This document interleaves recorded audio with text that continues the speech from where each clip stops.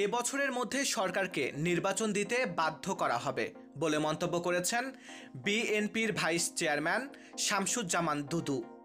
শনিবার 22 ফেব্রুয়ারি বিকেলে পঞ্চগড় পৌরসভার সামনের মাঠে জেলা বিএনপি আয়োজিত জনসভায় প্রধান অতিথির বক্তব্যে এ কথা বলেন তিনি।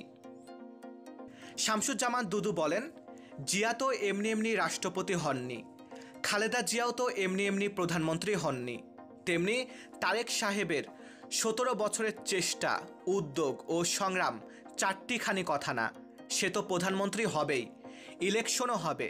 এই বছরের মধ্যে তারেক রহমান প্রধানমন্ত্রী হবেন। দুদু বলেন, এ বছরের মধ্যে নির্বাচন দিতে বাধ্য হবে সরকার। বিএনপির খেলা এখনও দেখেননি, কয়েকটা জনসভা শুরু করেছি।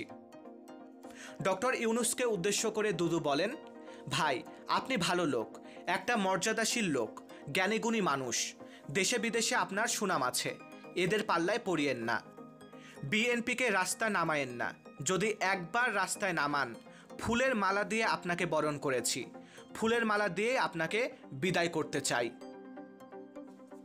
মারুফ হাসান বিশাল, বাংলা 10।